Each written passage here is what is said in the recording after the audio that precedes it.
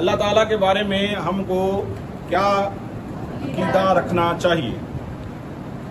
بتایا تھا چند پوائنٹ اس نے لکھوائے تھے. کتنے لکھوائے تھے؟ 5. اب نمبر چلتے ہیں 6 پہ. اللہ تعالیٰ جو ہے بے نیا، بلکہ پہلے مجھے سورہ اخلاص کا ترجمہ سنا ہے. میں نے اس دن کہا تھا آپ کو سورہ اخلاص کا ترجمہ سنا ہے. صوفی صاحب جلدی کریں. ڈاکٹر صاحب آپ سنا دیں، آپ سنائیں. کھڑے ہو جائیں جلدی جلدی، جس کو آتا ہے کھڑے ہو جائیں. کھڑا جا نور علی، کھڑا جا ڈاکٹر صاحب، کھڑے ہو جاؤ جی. سورہ اخلاص کا ترجمہ سنا دیں.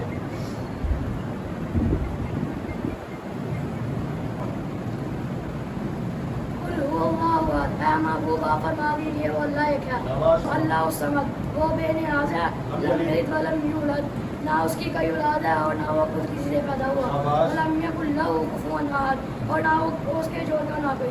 شاباش، ہن صحیح پڑھا منڈا نے جی. مطلب یہ ہے کہ اس بچے نے تیاری کی تھی، اور یہ جو گڑے کھڑے ہوئے ہیں ان کو پتہ ہی نہیں تھا کہ قاری صاحب نے کوئی بات ہمیں کہی ہے یا نہیں کہی.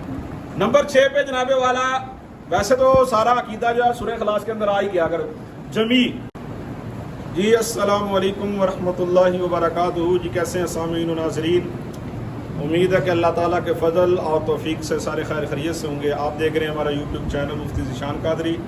آپ اس چینل کو سبسکرائب، لائک، شیئر کریں تاکہ زیادہ سے زیادہ تک لوگوں تک ہماری آواز پہنچ سکے. تو کیا سبق پڑھا جی ہم نے؟ پہلے اونچا بولو. اللہ تعالیٰ کے بارے میں ہم کو کیا عقیدہ رکھنا چاہیے؟ بتایا تھا چند پوائنٹ اس نے لکھوائے تھے. کتنے لکھوائے تھے؟ 5. سب سے پہلا تھا کہ اللہ تعالیٰ وحدہ، وہی معنی اردو میں وہی بن جائے گا نا. اللہ تعالیٰ ایک ہے، وحدہ، وہ ایک، لا شریک، اس کا کوئی، اور وہ واجب ال، اور وہ جناب والا، اور کیا نام لکھوایا تھا؟ قدیم ہے، یعنی ازلی ہے. کیا جی؟ اچھا یہ لفظ ازلی نہیں پڑھنا اس کو، یعنی زا کے اوپر جزم نہیں کرنی، ازلی ہے. الف کے اوپر بھی زبر، زا کے اوپر بھی ازلی. اسی طرح اگلا لفظ آتا ہے باقی ہے، یعنی بقا ہے اس کے لیے، تو وہاں لکھوایا تھا ابدی. کیا؟ ہاں. بعد کا جلدی میں لفظوں کو کچھ لفظ بتانا میں بھول بھی جاتا ہوں، تو املا اچھی ہونی چاہیے آپ کی. لفظ ازلی اور ابدی، یعنی قدیم ہے، یعنی اللہ تعالی ہمیشہ سے ہے، یعنی کہ ازلی سے، ازل سے، یا ازلی ہے، اور اس کے لیے بقا ہے، اور وہ باقی ہے کب تک؟ ابدی، ہمیشہ باقی رہے گا. کیا جی؟ یہاں تک تو بات تھی ہماری اس دن. ٹھیک ہو گیا جی. اب نمبر چلتے ہیں 6 پہ. اللہ تعالیٰ جو ہے بے نیا، بلکہ پہلے مجھے سورہ اخلاص کا ترجمہ سنا ہے. میں نے اس دن کہا تھا آپ کو سورہ اخلاص کا ترجمہ سنا ہے. صوفی صاحب جلدی کریں. ڈاکٹر صاحب آپ سنا دیں، آپ سنائیں. کھڑے ہو جائیں جلدی جلدی، جس کو آتا ہے کھڑے ہو جائیں. کھڑا جا نور علی، کھڑا جا ڈاکٹر صاحب، کھڑے ہو جاؤ جی. سنائیں جی سورہ اخلاص کا ترجمہ. سبحان اللہ. اللہ الصمد، شاباش، ویری گڈ، شاباش.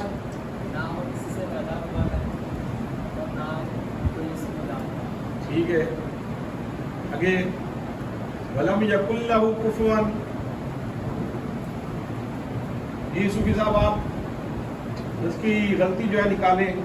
پیچھے بھی اس نے آگے پیچھے کیا، چلو ترجمہ کوئی سمجھ آگے کوئی بات نہیں. جی آپ غلطی نکالیں پوری اس کی. جی آپ نکالیں نور علی صاحب. سورہ اخلاص کا ترجمہ سنا دیں. جی سنائیں، آپ سنائیں. جی سنائیں آپ.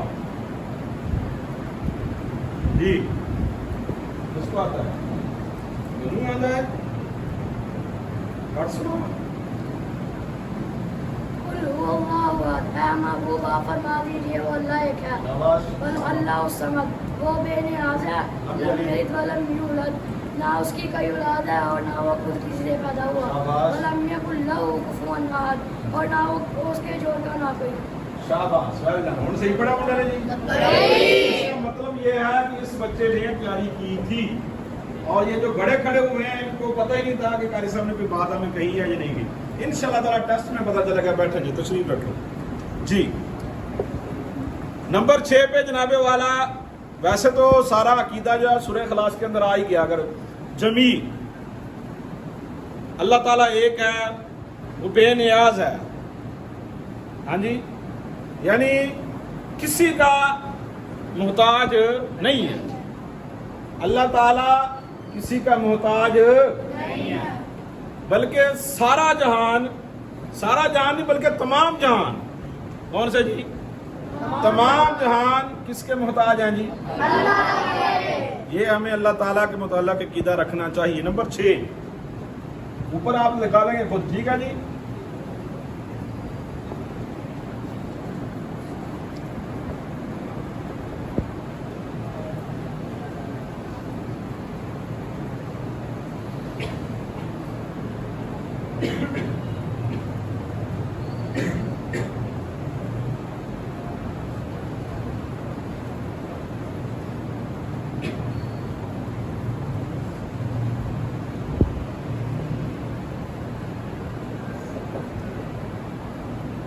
پڑھ کے سنا دیں جی اچھے طریقے سے, اونچا پڑھا کرو تاکہ بچوں کو سننے میں سمجھ آ جائے. نمبر 6 اللہ تعالیٰ بے نیاز ہے, وہ کسی کا محتاج نہیں بلکہ تمام جہاں اس کا محتاج ہے.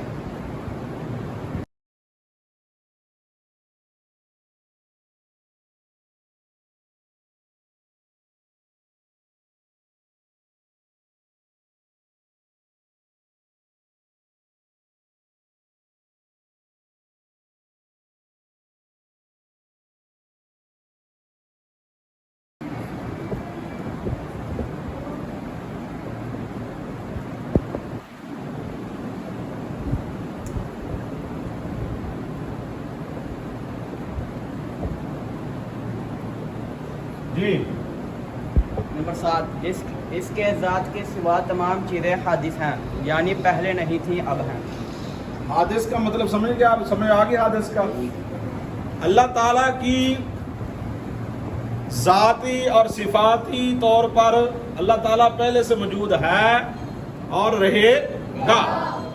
باقی جتنی بھی چیزیں ہیں زمانے کے اندر, جہان کے اندر, سب چیزیں حادث ہیں. کیا جی؟ حادث کا مطلب یہ ہے کہ پہلے نہیں تھیں اب موجود ہیں. کیا جی؟ آپ بھی پہلے نہیں تھے, چند سالوں سے آپ بھی موجود, ہم بھی 25-30 سال پہلے نہیں تھے, بعد میں ہم بھی. حادث کی سمجھ آئی کہ نہیں جی؟ اللہ تعالیٰ کی سوا ہے, سوا جو ہے لفظ یہ اللہ تعالیٰ کے علاوہ لکھ لیں اگر سوا کی سمجھ نہیں آئی. تمام چیزیں کیا ہیں جی؟ حادث ہیں. کیا ہے؟ کیا مطلب حادث کا بتائیں گے آپ مجھے کل پھر؟ یعنی پہلے نہیں تھی اب موجود ہیں. اب موجود لکھ لیں بیچ میں, یعنی پہلے نہیں تھی اب موجود ہیں. موجودہ لکھ لیں یہاں, ٹھیک ہے, تاکہ آپ کو سمجھنے میں آسانی ہو جائے. میاں صاحب ایک دفعہ پڑھیں آرام سے اچھے طریقے سے اونچی آواز میں جی. نمبر 6 اللہ تعالیٰ بے نیاز ہے, وہ کسی کا محتاج نہیں بلکہ تمام جہاں اس کا محتاج ہے. نمبر 7 اس کی ذات کے سوا تمام چیزیں حادث ہیں, یعنی پہلے نہیں تھیں اب موجود ہیں.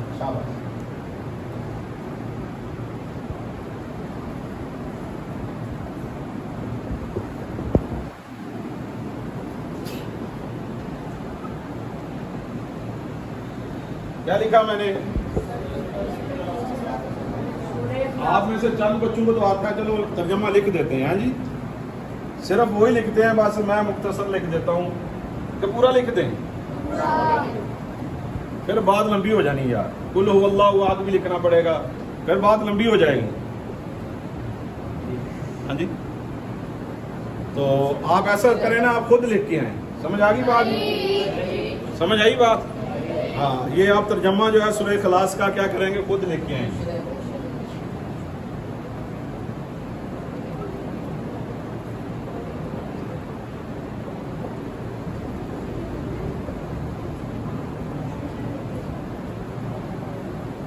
یہ سب پڑھیں جی. نمبر 9 وہی ہر چیز کا خالق و مالک ہے.